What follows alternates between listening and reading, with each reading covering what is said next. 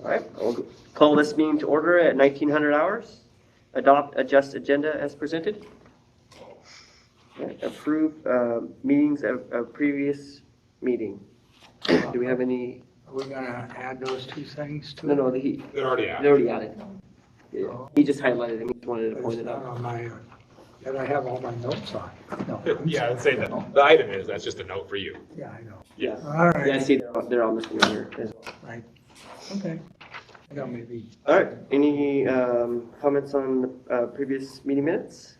I will move to approve the minutes of our previous meetings. All right, all in favor of that motion? Aye. All right, comments, open public comments related to the agenda. District staff work groups? Informational items, accounts payable, payroll, treasury report, budget to actual report, expense, revenues. Any questions, concerns? yes. I had one on page 24, item 35. Are there any more outstanding bills that we should be looking for? I am not sure what has been processed, because that was 9/15, so we're billed through mid-November, so I'm not, without seeing it, I don't know if that was the bill for October or if that was or so. I can't So answer we that. still could be, Yeah, we were Still- on contract for a set amount, and it was divided up over okay, those months. So, over a year period of time. yeah.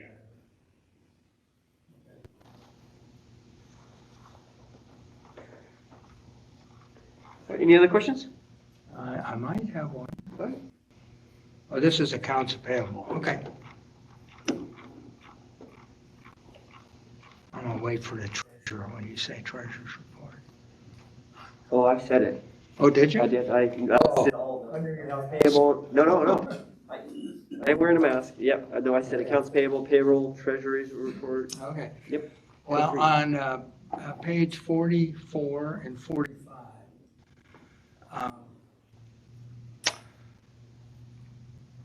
the time periods are the same for both pages, and yet there are some figures that are seemingly not the same. For instance, like the beginning balance.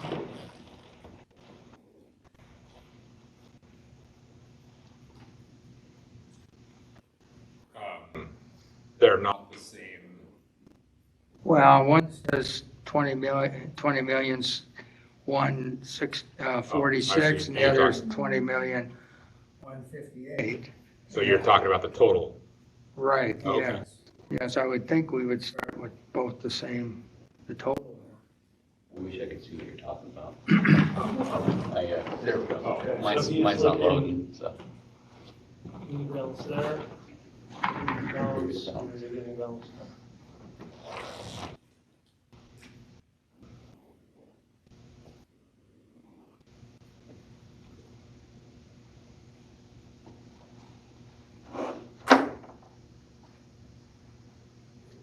Yeah, I don't. The difference is in leave liability.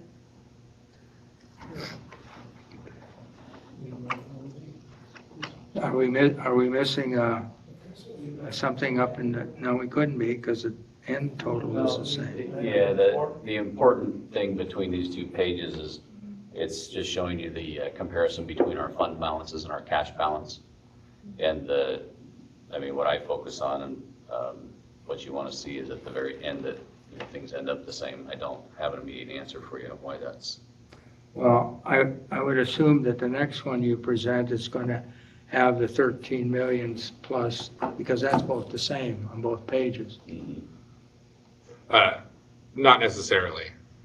So as it gets reconciled, there can be something that gets reconciled and fixed from a previous month when Thad gets a report, which would change. We're not going to show you this again, but it could technically change this report, which then when we get next month won't necessarily transfer those over. Not saying that's always going to happen, but it's not necessarily always going to be the same one you see here is the start of the next one. Okay, I thought maybe some of this had to do with us going over to Springbrook and still getting Springbrook and everything getting squared around or something. No, I mean, the important thing is that you can see cash and fund balances are the same.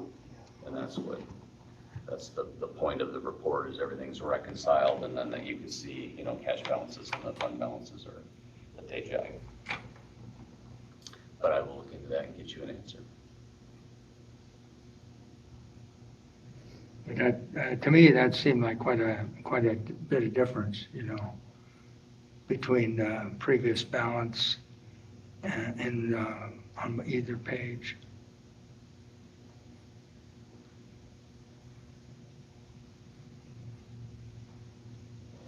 All right. Anything else? That'll get an answer back to you. Okay, well, maybe all of us. Yeah, no, for sure. Okay, no, sir, yeah, because there's another one I had a question of very similar to this, but that, it doesn't cover the same dates. It's like 5 days later, so things could have come in then. I know things could have come in then. That's why, I didn't mention that, because I thought, well, just like what you said, things can come in and be processed and paid and all that. Well, and then like all the other reports aren't reconciled. The treasury report's only reconciled, so you can't, even in the same month, if we printed them on the same day, you can't take the treasury report and compare that to the budget to actuals or the other reports, because the treasury reports is only reconciled stuff. All the other reports are just real time. Okay, well, this indicates to me it's over a month period of time, from the 1st to the 31st. I mean, that's all I'm going by. Yes, but it's only reconciled stuff. So the other ones are everything, not just reconciled stuff. I know we have bills outstanding and things like that, Revenues, bills, Sure. transfers, Yeah. interest, yeah.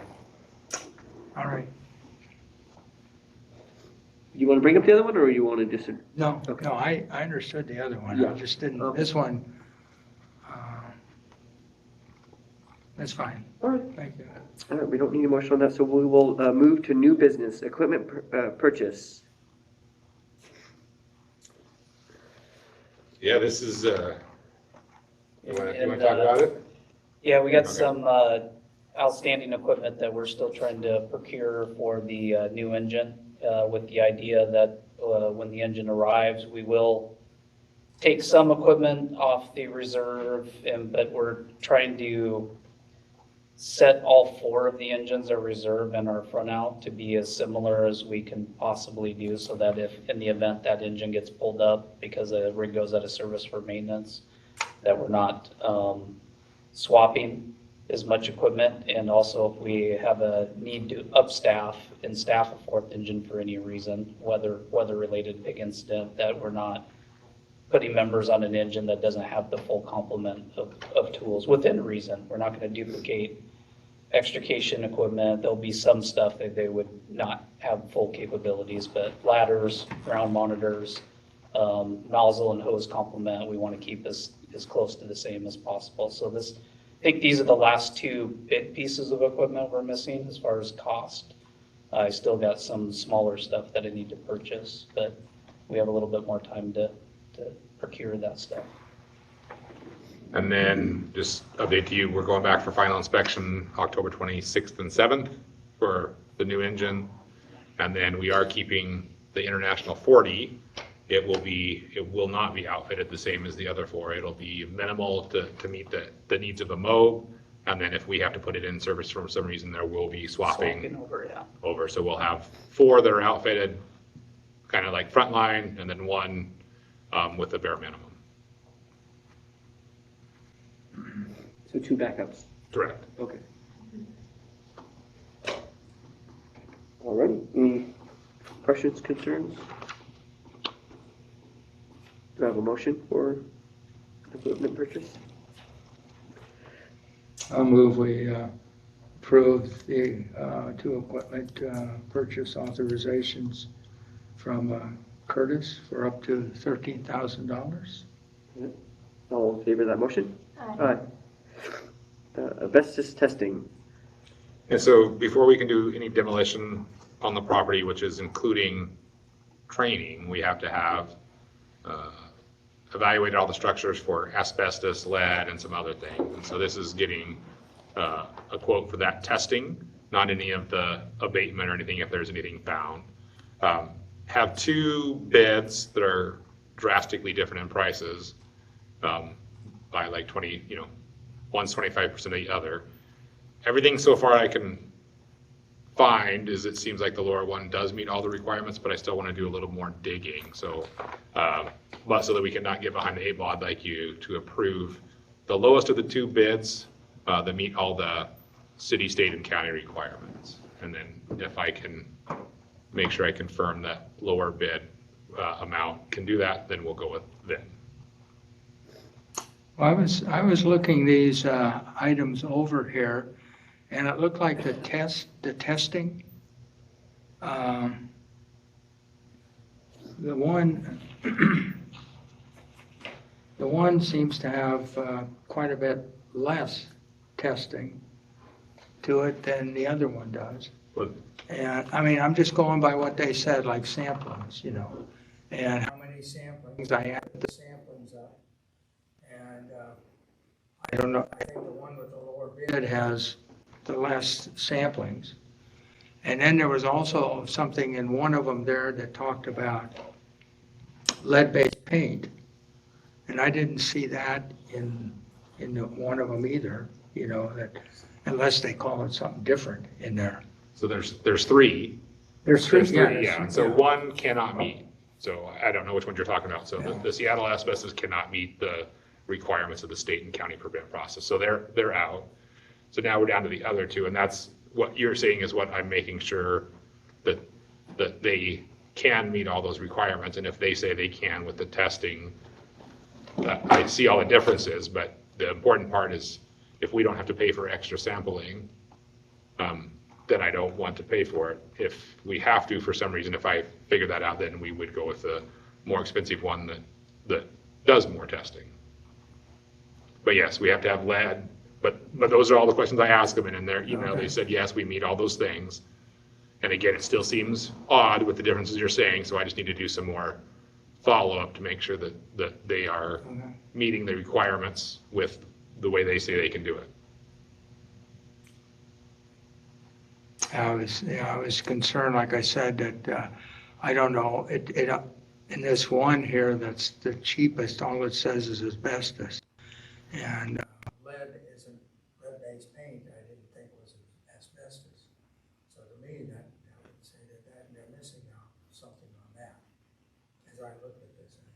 Correct, and that's what I'm trying to track down. So I asked them an email, they just said yes, and so now I need to get answers. I've asked them more specific questions, and I haven't got that back. Because we do have to have lead we don't have to have the lead tested for the training part, but we have to have the lead tested for any of the demolition part. Again, our demolition part. Well, I'll make a motion to approve the chief to enter into an agreement with the lowest of the two quotes that meet all the needed testing and reporting requirements pending further information. All in favor of that motion? Aye. You just abstain? I'm going to say no. Okay. I'd rather have the information before voting on it. All right. So, All right, so motion passed.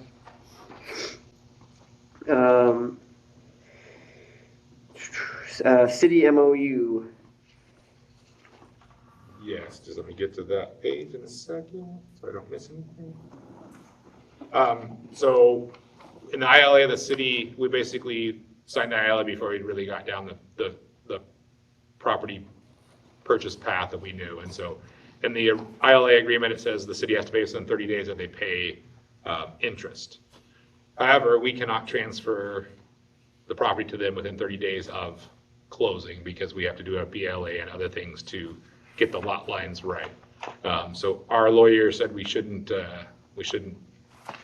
uphold the ILA language as it was. So we had their lawyer and our lawyer come up with new language, and basically they're going to pay us half down within the 30 days, and then they'll pay us the other half when we get the BLA done up to 180 days. And then if we don't have the BLA done for some reason 180 days, then they'll start still paying interest then. I know that in the memorandum of understanding, it gets rid of that 4% thing. Only for that 180 days. Okay. So that the MOU gets rid of the 4%, but the MOU is only good for up to 180 days or until the BLA is done. So as soon as the BLA is done, or 180 days, then it kicks back to the original ILA language. They will have 30 days to pay us the other half, or 4% kicks in. So does this have to go to the city council then too? I don't believe so. I think the mayor can just sign it. That's why it's there, but I can't speak for them. Okay. I'll move to authorize the chief to sign the MOU with the city of Snohomish on the payment process for the land. All right, all in favor of that motion? Aye. Motion passed. Fund changes. Yeah, so we had the historic account, as you know, and then we also had Jim Torpen working on some stuff for us. Both of them that haven't talked or we haven't mentioned it to, both of them came back with recommendations that we should change our funds. So we have 5 funds right now, but they're all considered managerial funds with the state, meaning you can move money in between them all you want, no restrictions. And so they said by having managerial funds, but having separate funds, just all it does is causes more work for that in the auditing and reporting. They both suggested that we move to one fund in F70 and then just keep track of our money ourselves. But then all that gets reported to the state as just one fund. We report to you that we have money set aside for this and that and keep track of it and budget, but to the state, we just have it all in one lump.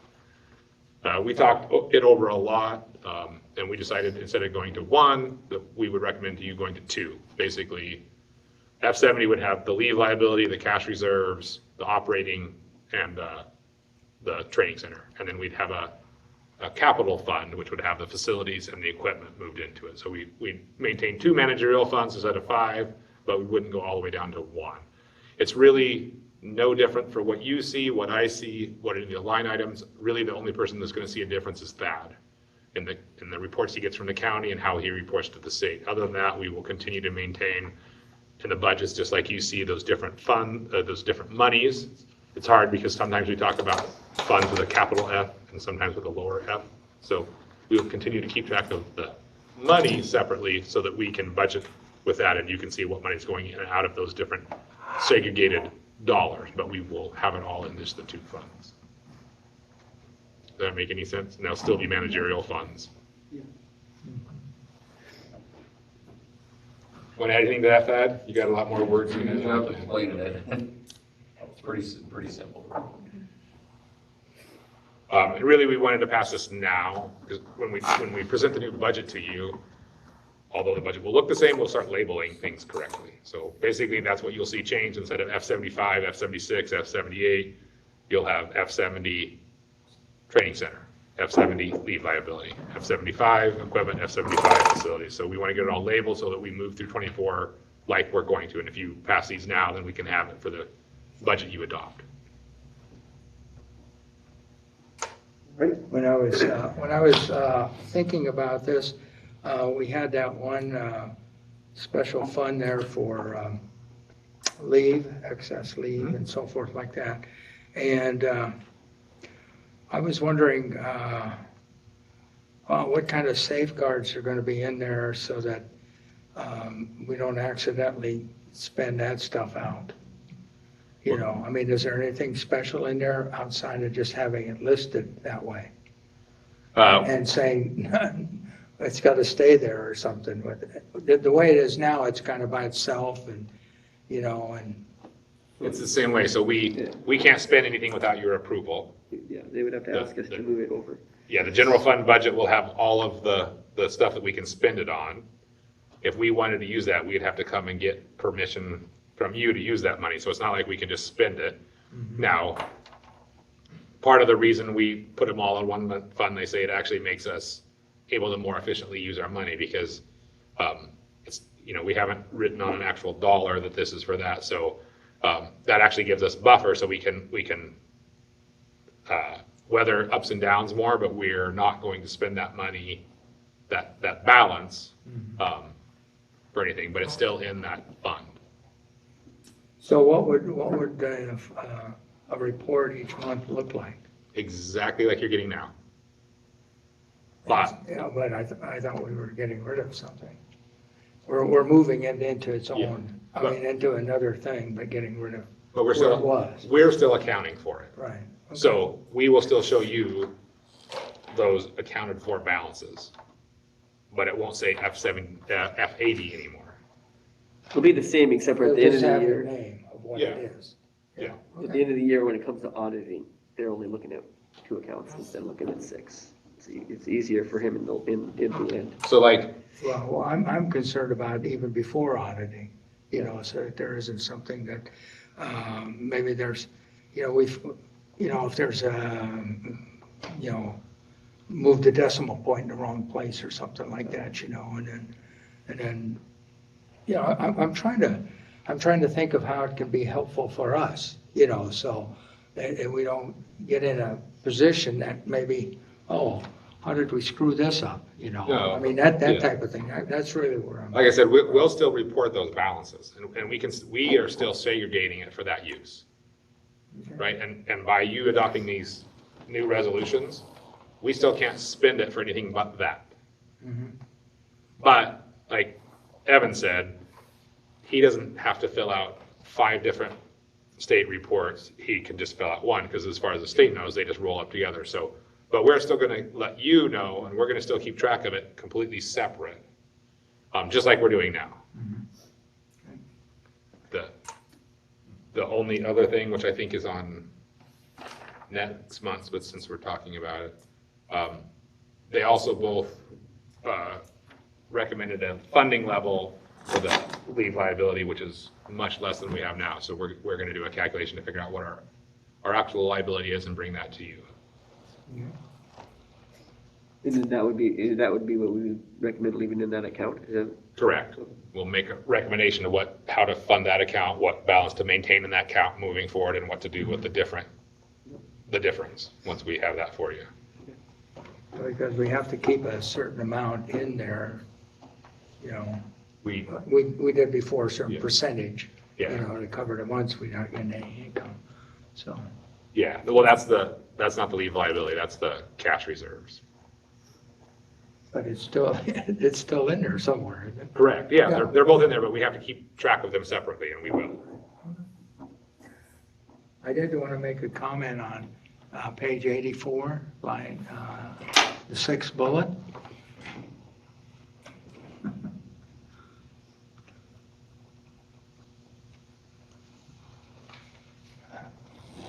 We have a fund. Oh, yep, Yeah, we have a fund. I Not a can, fund, but I a can fund. fix that for, Yeah, for, okay. Because we should have a corrected one that we're signing, Yeah. I would hope. There. I will correct it and print it out right now.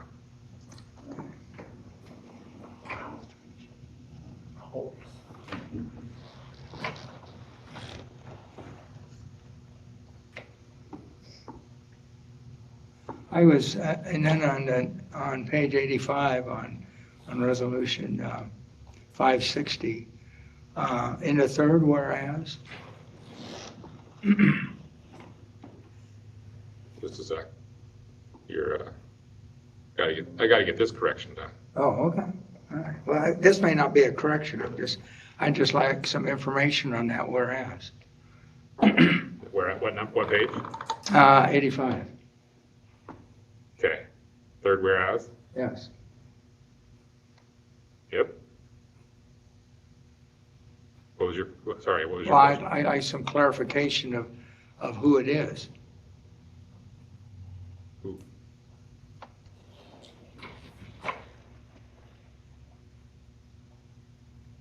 I did not think we had anybody like that anymore.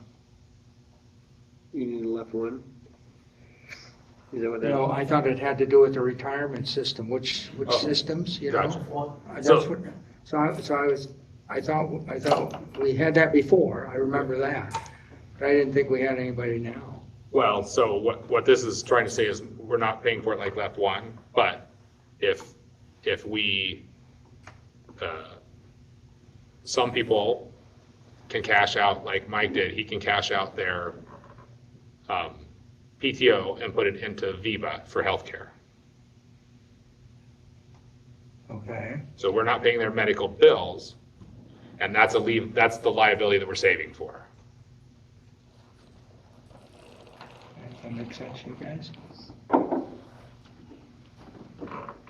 Okay, I thought there was, the way it reads, it sounds like there's somebody still here that would be getting that. At least that's- I can reword that too if you want. Well, I'm just saying that's, because I remember, maybe it's Yeah, before you guys. no, I know were what on. you're saying. It's worded like the health Like we have left something, one. yeah, So, left one, I kind of really like that as well. yeah. All right, so we can reword that. I'll just take cost of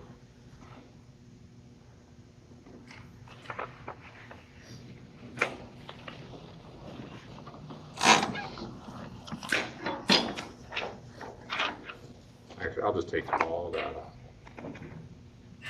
'Cause that's just a typo like that. So we don't need that in there, or do we need that in there, something like that? I just stopped it at liabilities. Oh, okay. Of accrued sick leave, or accrued leaves. How about that? That sounds good? No, okay.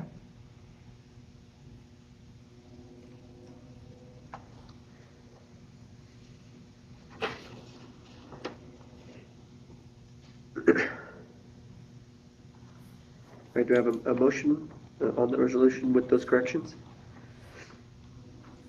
I'll move that we adopt Resolution 559 as updated, and 560 as updated, and 561. All right, all in favor of that motion? Aye. Motion passed.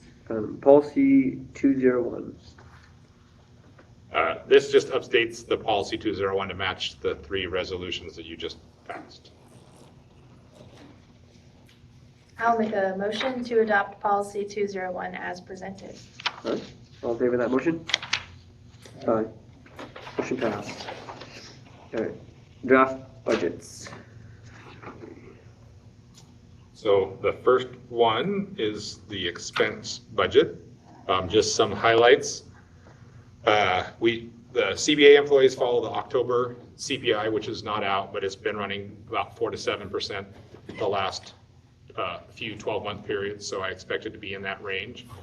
CBA employees are capped at 3%, so that's what we used is 3%, assuming it was going to be at or above 3%. All non-CBA employees use August CPI, so the executive chiefs, the part-timers, and the non-representative admin staff. August CPI was 5.4%. So we are recommending the budget you have before you has a 5.4 increase for part-time, 4% for non-exempt admin staff, and 3% for executive chiefs. We've also included a position for the fire marshal and 6 months of a position for the office to start the succession planning for retirement in mid-25, early to mid-25. Overtime has been increased by 3% to match the CBA because that's what it vastly accounts for. The overall costs increase, a little updates here. We've changed some things. For personnel, went up by 4.48% with the added positions. But the overall decrease of the rest of the operating budget was about 7.93%, which ended up being a total operation budget of 2.3% increase this year over last year. But as we said through the levy presentation, we've increased our transfers to the reserve funds to about 4.65 million, or about 180%. All that is for funding of the stations mostly. So that's the main changes to the expense budget. Lots of numbers out there.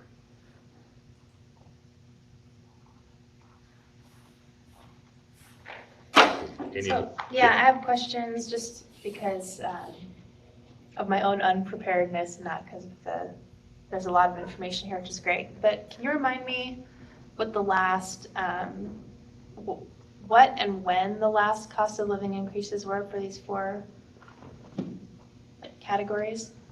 Let's see, believe last year for the CBA employees was 2%. You guys remember that? I think it was 2% last year. I'd have to go look. I believe it was 9% for the non-exempt admin and the part-time, and 8% for the executive chiefs. And it feels more recent than last August. That was last August, though. Yep, always at the budget time. And we were increasing the part-time increasing the part-time wage just for to be competitive. Was that same time? No, I think did we increase it? Was it the same time we did competitive? Yes, Okay, pretty sure it was too. okay. Time flies. Yeah, Feels more recent. I thought it was the year before, but it was last year.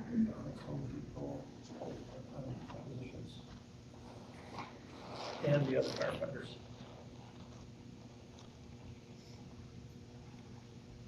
And those are what we used in the line items that you have in the draft budget.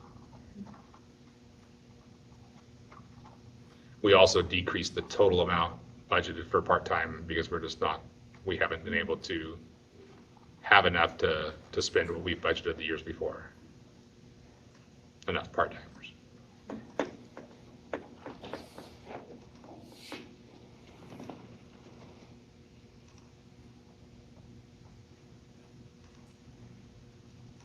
Well, I apologize for being not as well prepared as I could have been, but I could use a little more information and understanding before I may yes vote. This is just a draft budget, so you wouldn't adopt it Okay. until November. Okay. So a draft budget, this is information, not action. The only thing we really need to know is the CPIs if you want to change them so that we can have a final budget with what you want by November. Or any Okay, I other understand. changes. It's you going might- into the yeah. draft budget. Got it. So the next CPI is coming out, this month, later this month? Yeah, but that's why we changed to August, because October doesn't get out until usually the end of November. So in the past, well, not the past, we always just guess Yeah. with the CBA employees and hope we budget close to what it is. And that's why we're trying to move to the August, so you can actually budget with the real number. But But we're not doing that with the union, because the contract is the other way, right? their contract says October, so we have Right, to use so- October until okay. we change that. So, but the contract says 2 to 3%. So if it's below 2%, it's 2%. If it's above 3%, it's 3%. Anything in between, it's the number. We're pretty confident it's going to be above 3%. So that number is pretty much set in by contract. And no matter what you guys adopt, if it comes in as 2.9, it would be Right. 2.9. For last year. Is that what you got? Last year was 4? Okay, 4. I read an article recently about some pretty big increases across the board for medical insurance premiums. So is this an estimate, or was this That's it. We from the carrier? And Yep. who is their? Our carrier they changed the name and I can never get it right. IFF Health and Welfare Trust. IFF Health and Welfare Trust. Okay. So yeah, 8.7 and 0% on dental, which like you said, you know, we get the fire chief's rates and the commissioner's rates is extremely competitive Mhm. at 8.7. Yeah. I saw like 10 to 18 Mhm. across the board for others, so. Yeah, so that is the actual renewal rate. And most people, we didn't see anybody else get a rate pass on dental, so most people are 2 to 4 on dental.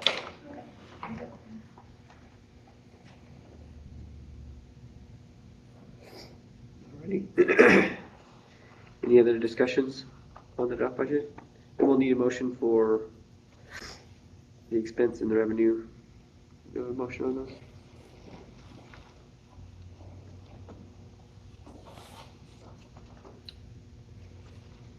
Any more discussion? Questions?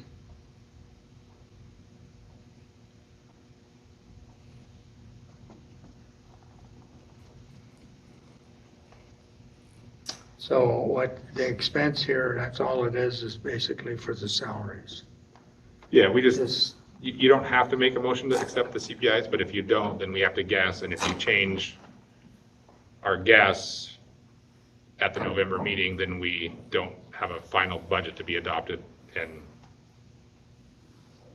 then you can do the revenue, but we have to have the revenue into the county before the end of November, so then we would have to, which is fine, we'd have to have a special meeting either before the November meeting or after the November meeting. So if you guys are comfortable with the CPIs, then we can have the budget adopted with that. If not, we will probably have to figure out to fit in another meeting somewhere before the Thanksgiving holidays.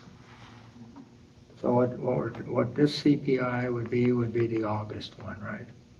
Which one? In this, The only thing we're using the August one for is the second line on it. So the August one doesn't have anything to do with the CBA covered employees. right, but I mean, there is a CPI for all the rest of the folks. Yes, down and there. last year you, as a board, adopted the policy to use August for everybody but the CBA covered employees. So that's why we've used the 5.4 number to figure out the 3 other groups that use the August.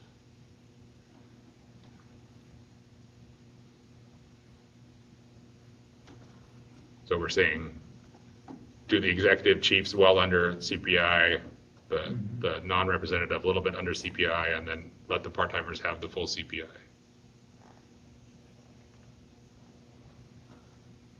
And that's just a recommendation. You guys can choose to do anything you would like. And you don't really need to include the motion wouldn't be giving the CBA employees, it would be giving me the motion to put that in the budget. Because again, theirs is by contract. You can't really change that, just like they can.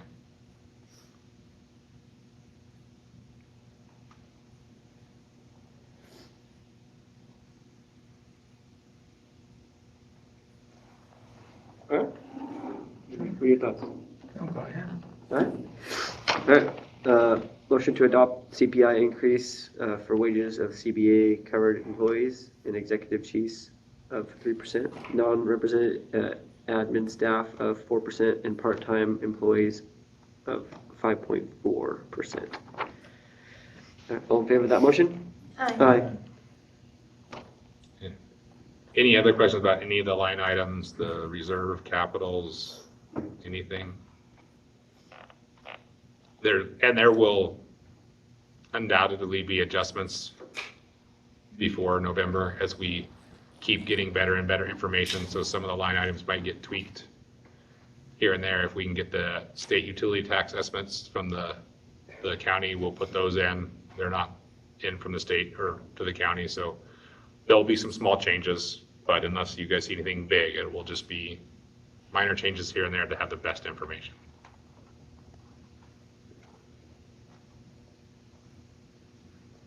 Does this draft here, what you have, include what I sent you about the commissioners? Yep. Okay, good.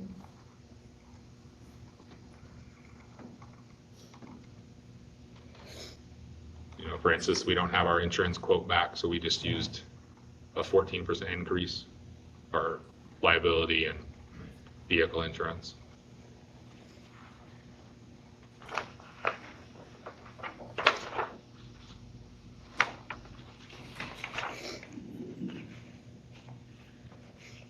All right.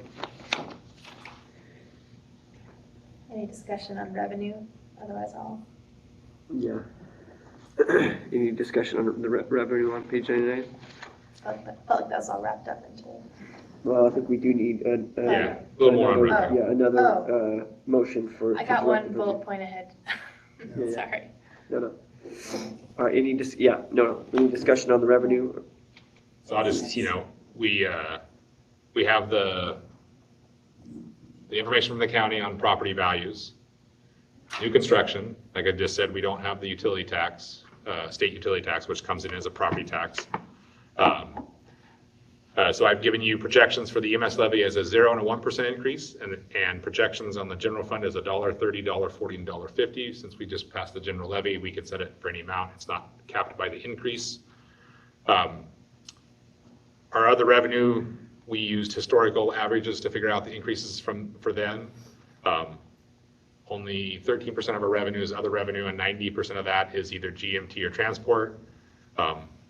Because most of that other revenue is fairly static, it's only increasing just over 1% total. It's hard to, we don't usually put a lot of increase in GMT and transport because we don't know from year to year, so we use historical averages to kind of predict that. And then we go 80% of that just to make sure that we're not getting ourselves caught. Again, you won't officially adopt the revenue until next month, but if you want something else in the projections, you need to let me know, and the expense budget that you have is all based off a 1% increase for the EMS and $1.50 on the general fund. And so if you want other budgets, you will need to give us direction to provide you other budgets. Total revenue of just over $14.5 million. Commissioner Gleason, I'll let you go first.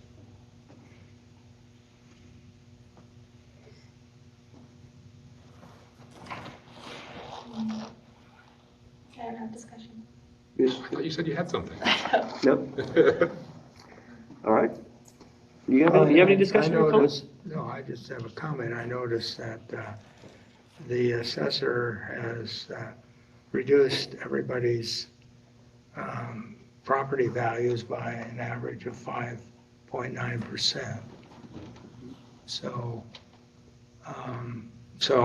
our typical $500,000 home is now worth 400 and some thousand. It's less. Oh, yeah, yeah. Okay. So I was thinking if we did go with the full $1.50 and then the 1% with the EMS, it wouldn't be quite as hard on our homeowners as if it went up 5.9%. I mean, it would still be something, but Yeah. it might not be seen as quite as in the pocketbook or whatever, so. All right. With that being said, motion?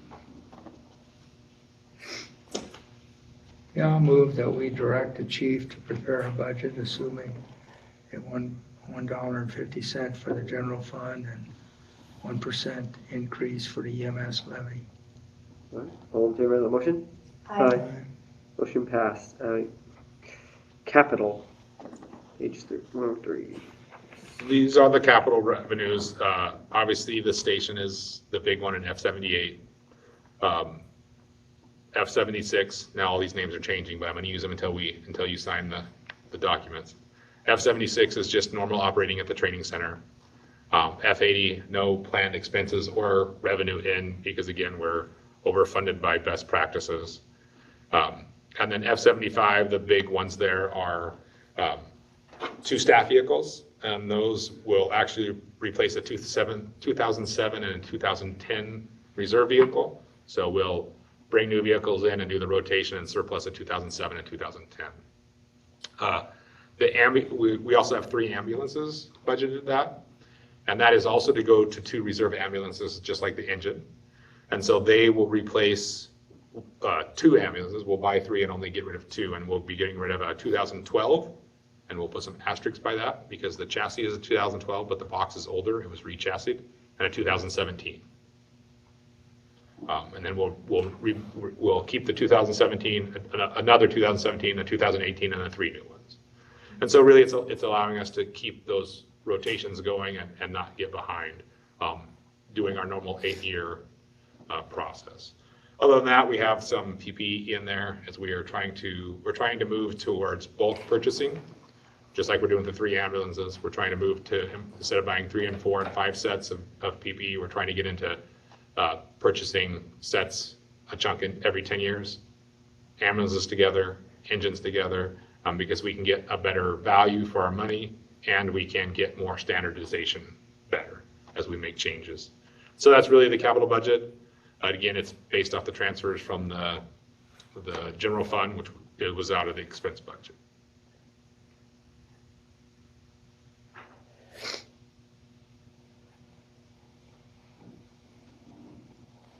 Any questions on that before we move on? Nope. All right, strategic. And this is what's new. Part of Torpin's thing was to get us, help us build a strategic budget, which we did. And so this is allowing you, because up until now, we just deal with the year, right? We just deal with 24. But as we know, we just passed a 6-year levy. We have to be planning 10, 15, 20 years down the road. So this looks out 6 years in most things and a little farther in some other things. It allows you to look at projected revenue, property increases, decreases, what that does to the AV, what that does to the levy rate, EMS levy. Just in this one strategic budget, I have in there doing a levy lid lift in the EMS fund in 2025 as an example, so you can see how the rate's going down, and then in 25 it gets the levy lid lift and goes back up. You can see how our expenses go over time, labor, normal operating costs, how the reserve funds are acting. So what does buying the 3 ambulances do if we're putting in X amount into the reserve fund for facilities or for equipment? How much we have to put in each year to maintain a balance? I'm not going through each page in order, so I'm just kind of giving you an overview. And then that first page you see is that kind of brings all of those different things together to see the overall general financial projections of the district on one page over the next 6 years, so that you guys can understand what we're doing, what we're saving for, and how that's affecting our budgets, our taxpayers, and our citizens. And so we'll start using this more and more, and hopefully we can have some, not during normal budget time, but during the year we can have some time to where you guys we can put this up on the screen and we can change different factors and see what that does, positive, negatively, how that affects all the different things. So this is not part of the adoption process, right? The first 3 things that we just talked about, you have to adopt.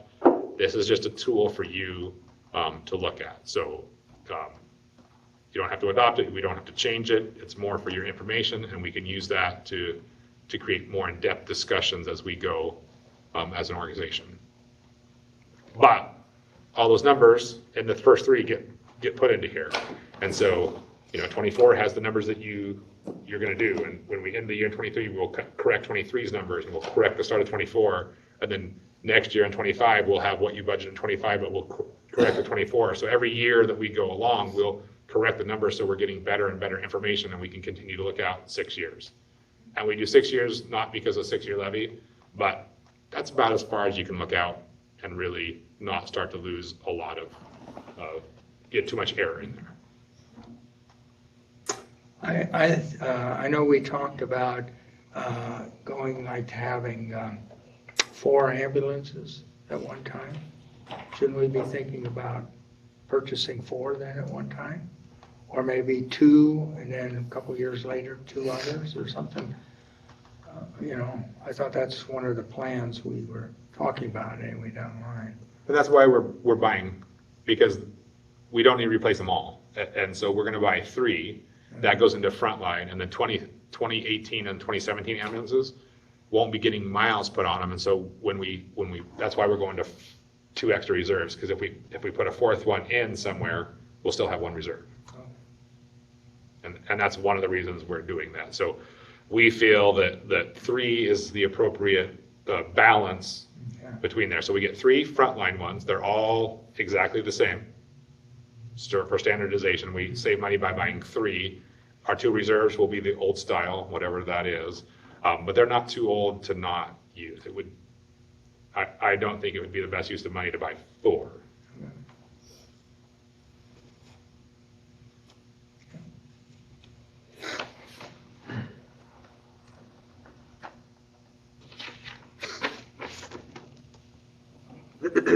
All right, any other questions? Thanks for that document. Yeah, thank you. Thank you I for liked it. allowing us to hire somebody to do it. So the ambulance, just go back, they usually last about how long? So we, About 10 years or so? we have 8 in front line, and then they go to reserve for, it kind of depends, but we have 8 front line is what our target has been. We're buying a little bit early because we have the original plan was just to replace the 2012. And then in 3 years, we placed the 17, and 1 year after that, we placed the 18. Again, through the consultant, their advice was if we can put those together, we can save money and get better operations by buying them in chunks that are standard. And so when we get all 3 new ones, everything can be laid out the same, organized the same, put in the same place of the ambulance, because no matter what you do, you can never buy an ambulance just like the one, even though it's only 5 years old, because they just don't do that anymore. There's new technology, new something. And so we're buying a couple early and 1 a little late, trying to match those numbers up. And then as we go on, these 3 will time out at the same time. And in 8 years, we'll buy 3 more. And 8 years, we'll buy 3 after that. And then we're on the right schedule of just buying 3. And in 8 years, we might go to 4. Sorry. Or save the best one of the 3. So if 1 breaks, we're gonna buy 3 more? I was just looking at the capital replacement projecting things in this thing. Yeah, that's that life cycle, what we put in there. And you can see I had to put -1 and -2s to bring them down so that we can replace them early. But then it doesn't show you out there, but every 8 years, it's lumping that cost in. And so and we can put a growth in there. And so that way we can be assured that we're saving enough money now to pay for those ambulances in 8 years.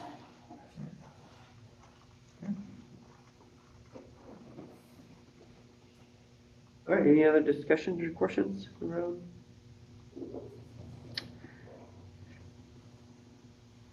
All right, moving on, relocation estimates. So part of the purchase of the property is by law, we have to pay for various relocation costs. So this is 2 moving costs and 3 rent supplements. The total is $426,778 and 33 cents. But again, this is being split by us and the city. So our portion of that is about $183,514.68. So I don't want to go through each one, but our consultant gave you all the different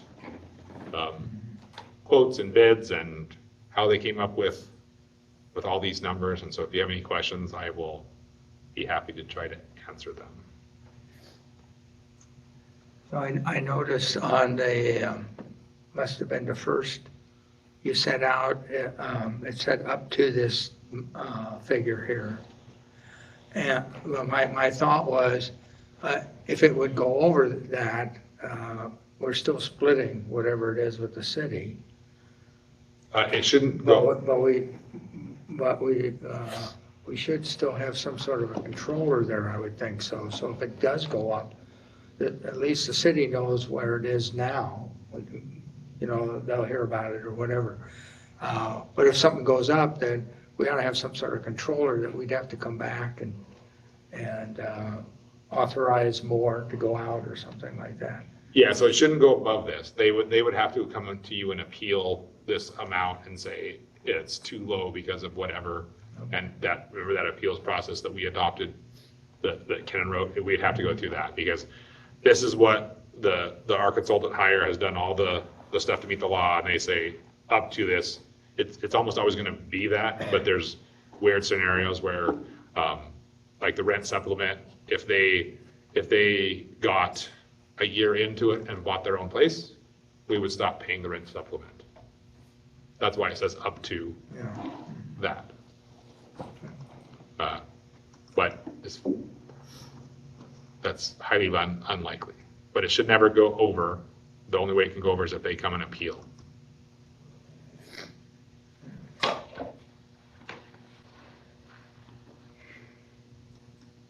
And then they had comparables in here as well, too, right?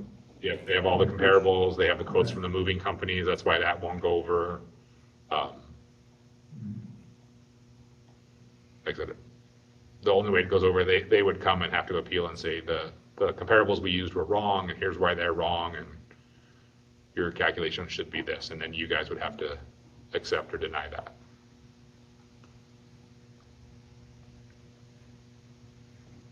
I will make a motion to approve the relocation costs as presented and recommended by Common Street for the moving of the Stuber business and Joanne Hardy, along with rent supplements for John Pettit, Jeff Pettit, and Valentin Jumez. All in favor of that motion? Aye. No, I have nothing. All right. Transport waivers.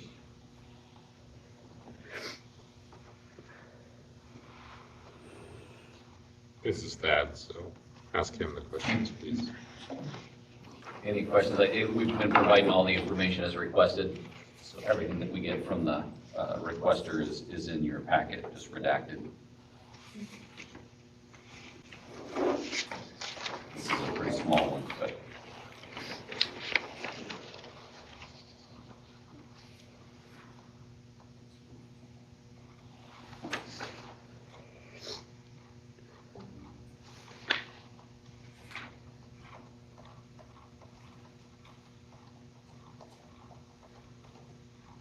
So many things to get through Yeah. before you get there, so anyway. I've seen them how many times? There you go. I will move that we waive the balance owed by 2023-14. All in favor of that motion? Aye. That motion passed. Leave conversation. Oops, sorry, conversion. I apologize. Leave conversion. As it says, for the personal service contracts, we have maximum carryovers, so 3 of the executive chiefs are asking for conversion of some of their PTO, as presented in the letters. I will move to accept all 3 leave conversion requests as presented. All in favor of that motion? Aye. Aye. Motion passed. All right, chief's report. Jason's just typing his up real quick. I'm trying to correct my spelling. Oh, You just, I'm not that hard on it. Uh, It's just those resolutions, you know, that, You guys have any questions on any of the significant alarms, or I just did a snapshot of kind of where we're at for annual calls. We're a little bit ahead of last year as far as call volume. Under fire and special ops, our one-day rope class is next Monday down at the training site. So we got surfers sitting in their TR rig. We have about 8 of our members currently signed up for that all-day class. Anthony Parra completed his rapid entry swimmer class and has completed all the requirements to join the swim team. So congrats to Anthony. On the EMS report, Neil Bromley put together, was part of planning a hosted EMS conference that we did here at our facility. That was a really big hit, one-day class. So Thanks Neil for hosting that, a lot of good comments. Neil's also been working with other partners in the county on an MCI drill, which we'll be hosting Wednesday down at ROB. And when the discussion started about 5 months ago, it went from District 4 and a couple other players, and now has grown to being rumored to possibly the biggest MCI drill we've had in the state. So it's going to be a fairly big event. They're bringing in, I think, 3 helicopters, SCSO, you name it, DEM, a lot of players involved. So we're going to get the opportunity to put a lot of our members through what appears to be a very, very large MCI drill. Do not try to use Machias between 9 and noon Wednesday. You even got the room closed. So Neil, if you haven't seen him today, he's got a lot more gray hair as he's trying to frantically put together all the details and logistics that go along with planning a big event. I know Aaron and Daryl and the training division, a lot of people inside have been helping Neil and will be participating. I'd like to give a shout out to my battalions who about fought each other over which one was going to run the incident commander. Usually it's like last person in the room gets to be IC, but they actually were fighting for that position. So that's exciting to see that we got some battalion chiefs wanting to show their stuff. So Can I ask an EMS question? You probably, yeah, there's EMTs out here. So. no, but has our doctor talked anything about like COVID or anything like that's going around, or No, shots for people or anything like that? Not that I have heard. I haven't heard anything at the county level other than what you read on the news. They encourage people, but nothing on the not that I've heard. I'm not saying they haven't happened. I haven't. They haven't changed. It's the same direction that they ended, I think, last year. They encourage everybody to get their annual shot, mask up if you're feeling sick or other people are sick, and so there is an uptick, but the recommendations haven't changed since maybe even more than a year ago. It's still the same general recommendations.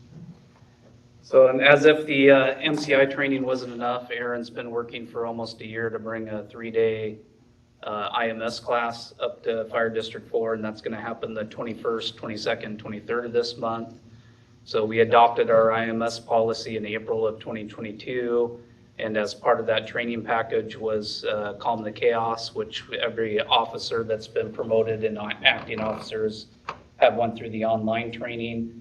This is to complete that training with the actual hands-on, 1-day classroom and 2 days of hands-on, practicing our policy and the stuff that has been taught that they've went through online. So thank you, Aaron, for all your hard work on. It's been a year, but it's going to happen. So we're excited to have that training. Chief Rader and I attended a 1-day labor relations conference down in Seattle. Those will always have some useful information to gather. And then we just recently, since I wrote this, so it's not in yours, that's what I was typing, is we had wanted to give congratulations out to Ben Place, who just recently completed his acting driver credential and is able to bump up and act as a driver, and also Joe Melnick, who completed his acting officer credential and is able to bump up and act as a company officer.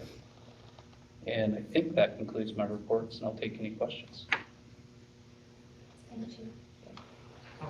I had somebody that I ran into that went through the Neil's thing that he put on and said it was phenomenal. Yeah, So they were telling me he did a really good job.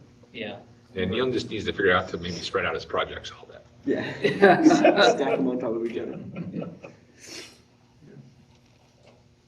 All right. Moving on. Great. Yes. So I typed an awful lot for you. A couple things. Engine 40 was mentioned earlier. It is back from the shop. Everything is good. And matter of fact, it's in service right here tonight. Working.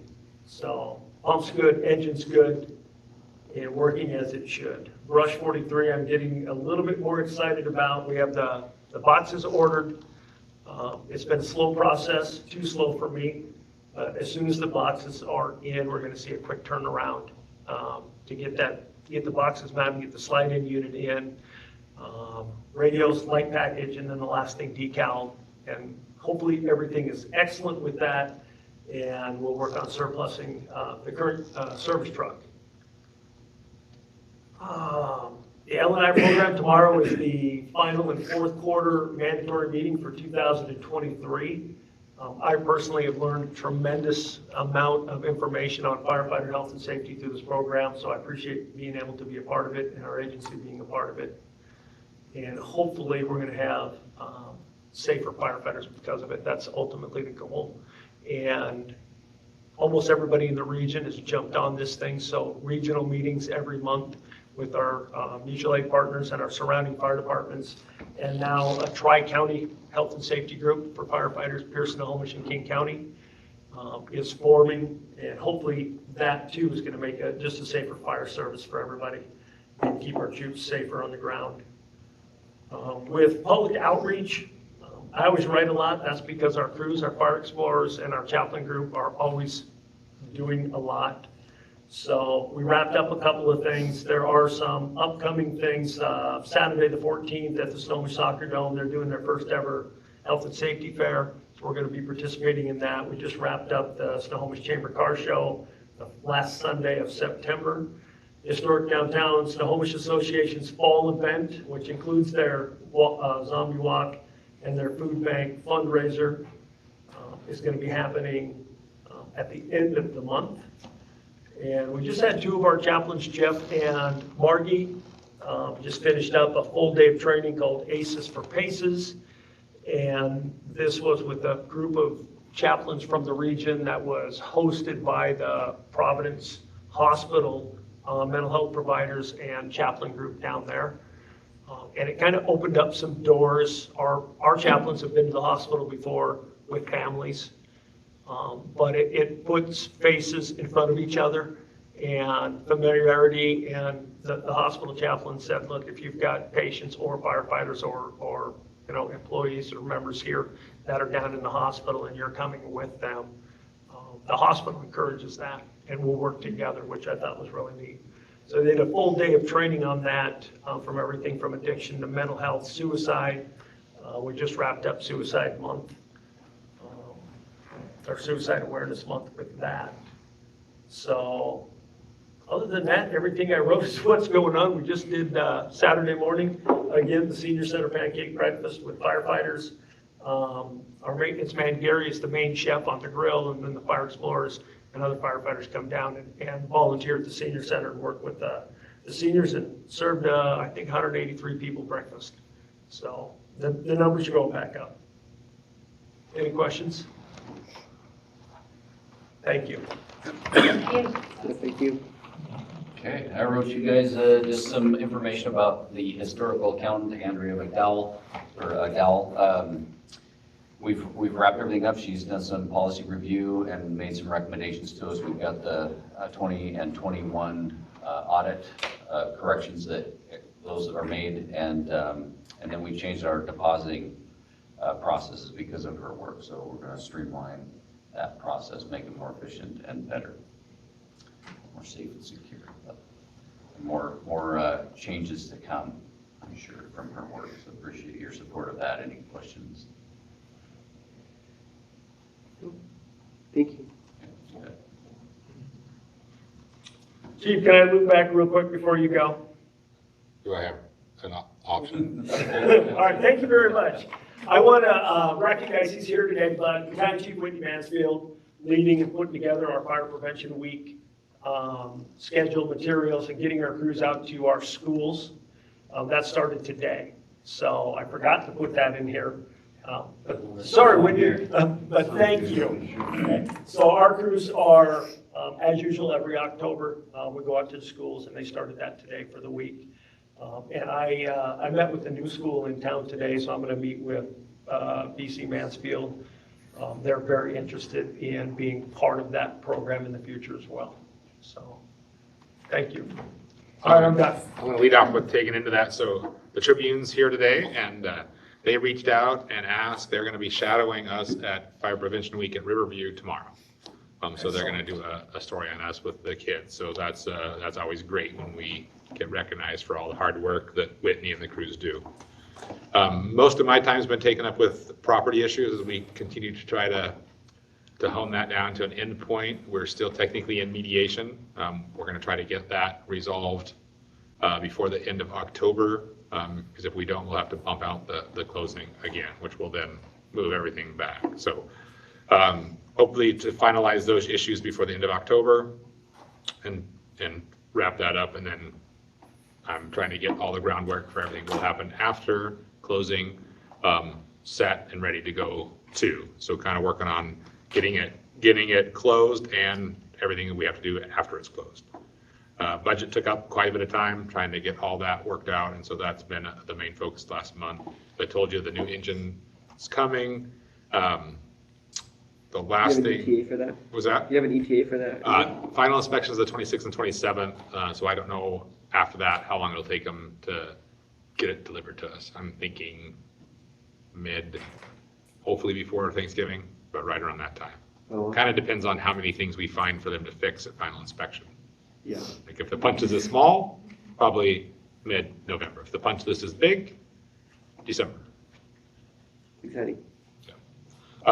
And I think the biggest thing in my chief's report is that we have been looking as a county. I was on one of the committees at a nurse navigator line, trying to really increase that to something that would really be meaningful, because most people here don't know, but the county's technically had a nurse navigator line for like 5 years, and it usually grabs about 5 calls a year.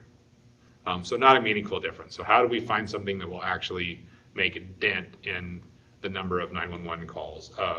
We went through an RFP process. The one we have now, which is Evergreen, said we don't even want to bid on what you want. What we're doing is what we do. We had 2 they were actually an RFQ, so we had 2 come back. One was basically just kind of like the Evergreen model that we're doing now on steroids a little bit. And then another one is GMR, which is AMR's parent company. It got started in DC during COVID when they had a real hard time. It's much more robust, and it really tries to divert from 911. So we decided to go with that, and part of that is Joe Hughes from Sal County got the first year covered by the North Sound ACH. So it's no cost to us. So we get a year of trying this nurse navigator out with absolutely no cost, and we can tweak it before, after. The cost of it is basically on how many calls we send there. So if we like what we're doing, we can increase the calls, which increases the cost. If we say, hey, that wasn't quite worth the value, we can decrease the calls, decrease the cost. But the idea is kind of like the nurse line that we use now, is basically if the nurse can answer your question, then they kick you out of 911. This has a lot more pathways, so they can send them to Teledoc. They have contracts with Lyft, Uber. They can arrange a Lyft or Uber to take them to an urgent care. They can do Teledoc, so not virtual doctor's visit or a Teledoc if they don't have the technology, the Lyft. They can do self-care, so about half their calls get taken. So we send them about, if we do the models that they have, we send them about 5% of our calls. About half of those get taken care of. So 2.5% of the calls get taken care of. The other half get kicked back into 911 as a BLS or ALS call. So we're going to try that for a year at no cost to us and see if it makes an impact on the system. The hope is if we could take 2.5% of calls out, not only are we less busy, we send less people that don't need to be at the ER. The wall times hopefully go down because they're less busy, and we kind of get a snowball. But we'll see. So that's to come, starting around the first of the year. The goal was January 1st, but I don't know that we're going to be able to get everything done in time. We'll see. So that diversion there, when they call, they say, is this emergent or non-emergent? If they say it's non-emergent, then they can go down that path? More detailed. So they're going to go down the Pro QA, just like they do now, and our DSC, right? DMC? I get it. CSS. Yeah, one of the subcommittees of the subcommittee is dispatch is going to go through basically like some of the MSOs and the MPD, mostly the MPD, is going to go through and say this determinate code could go to nurse navigator this. So when they're doing their Pro QA, it's going to get to the determinate codes that we decide on, and that's what's going to get kicked. So The Dr. K wants to start a little conservative, meaning not a lot of determinant codes at first, see how it works, and then we might keep feeding more into that. So they're going to go through and determine very specific determinant codes that can go there. Obviously, GMR, most of their places use ProQA. So they have a lot of data on which determinant codes work and don't. So they're going to obviously give that committee that, and then the committee's going to use some of that to decide which ones get kicked into this. And then we can always change it, right? If we're going down and for whatever reason, determinant code X, we find doesn't ever get taken out, Snohomish County is different for some reason than the GMR. We can pull that out and say, well, if only 3% of this determinant code is ever actually getting not kicked back to 911, let's just not even send it. It's just more of a hassle to go through, come back and go through. Just like we can go, well, let's add that one. So we can keep changing that all we want through this process. And so we have a subcommittee that's looking at those codes, and then we'll continually evaluate that. And it's different in different areas. So, for instance, Darrington doesn't have an urgent care, nor do they have lift probably. So people at Darrington Index probably aren't going to see as much getting taken out of the system because they don't have as many options to take it out of the system. Luckily, we're pretty close to all the services, so we're much more likely to get more advantage of everything. Fantastic. Thank you for answering that. All right, do you have anything else? Not unless you have questions. All right, hold on. Commissioner comments? Yes. I think next month we probably need to have our meeting because we have to review the chief, on a yearly basis. And maybe next month we should maybe have an executive session to kind of lay out our groundwork, whatever we're going to do. And Yeah, I like that. For next month. Yeah, can I come up with an evaluation?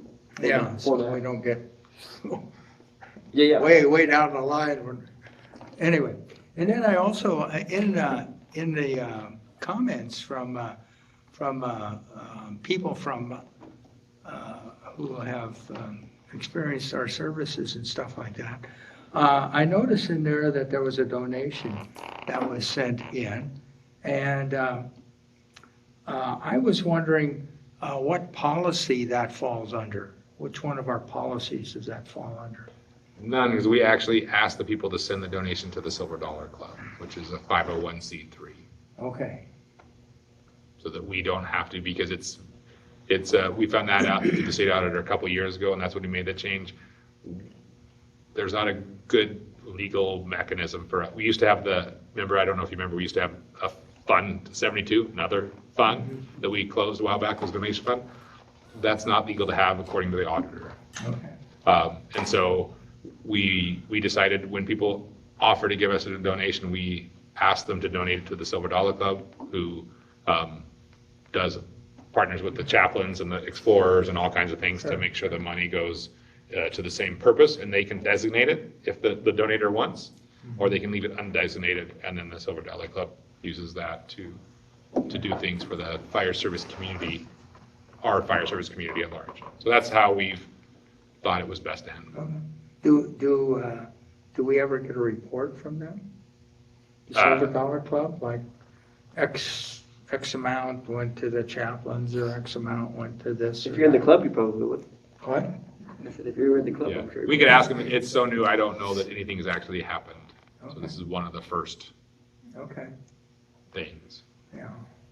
Yeah, I think that would be probably important too, since we're not taking it in, but people are assuming it's coming to us, and as they're working with it, that we have a good working understanding of how, if anybody ever asks us about it,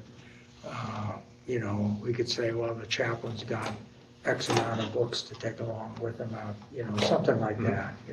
And they don't assume it's going to us, because we're very clear with them that there's this other organization that's good to donate to, and then we give them a letter that clearly explains. So we're very clear it's not coming to us, but if they want to benefit the fire service community, that's the best way to do it. Yeah. Okay. But we can still ask them. I just want to be clear that we're We're not letting them have any assumption that it's coming to us. Right. Yeah. But if we're talking about some of these other folks like the chaplains who are part of the group here, you know, that might be something, well, what did the chaplains do with this, you know? I mean, that's where I'm at. I would hope we're always, have too much information and not enough information for people. I think it's outside of what we would want to know, though. I mean, Yeah. it would be like us wanting to know what the local's doing with their, you know, because if somebody donated to the local and their union, we wouldn't ask them, hey, can you show us where you're spending that money? Well, We've kind of, like he's kind of explained, we Yeah. kind of want to isolate ourselves from that because. well, right, it is I illegal for understand us to- that, Yeah. well, anyway. Yeah. I can ask the civil doctor if they'd like every so often to come and present to us what they've done in the last year or two. I mean, I think all of us here are members of the Silver Dollar Club, so. Really? Sure, we think. It's an exclusive. Oh, yeah. We don't, Yeah. we don't put any effort into it. No, just kidding. I have a quick question. Does the district have a dollar amount for a nominal gift these days? Has it adjusted with inflation? Are we still at around $50? I don't know. Yes. $50? Yes. Okay. It's not 100, 75? No, yeah, I asked, Brian brings this up a lot, Yeah. like it's still, for whatever reason, $50 because there is none, and people all agreed to that, so that's just stayed. I think we're behind a few cost of living increases. Yeah, on nominal gift. I think it was $50 when I got hired, the very, like, It's based off the cola, the local. yeah. It's still 50. 5 gallons of gas. Okay. So, $50. Is it in a policy somewhere, or is it just kind of Yeah, no, it's in our ethics, but again, he didn't feel, I can't remember the wording, he didn't put a dollar amount. He said it a different way, I'd have to get out and read it, but I had a discussion with him. Because it's not as, I don't know like, when I first got it, it's not as strict, he doesn't believe it's as strict as you can't take cookies, or if they offer you to buy you a cup of, like it's more, it was something, I don't know the wording, it was something like it had to be meaningfully impact, I don't remember, but he wrote it better than I have been taught, and I liked his version. Okay. And I can get that for you if you would like. Yeah. But you Well, guys fall under a different one. Yeah, I know. City. No, Or the commissioners, us? you fall under Oh, okay. the state political one, which is, you fall under ours too, but you also fall under that, I guess I should say. Just in case you're, Thank you. yep. All right. Any other commissioner comments? Well, we do have a conference coming up later this month, Oh, yay. so hopefully you'll be well enough to Oh, attend. man. I'm feeling pretty ill. No, just kidding, I'll be there. At least one of the days, if not two. Yeah. All righty. Well, we will adjourn the meeting at 20:24. Bring it back, yeah. So don't sign any of these Yeah, until I get new versions. right. Pretty rough. Yeah.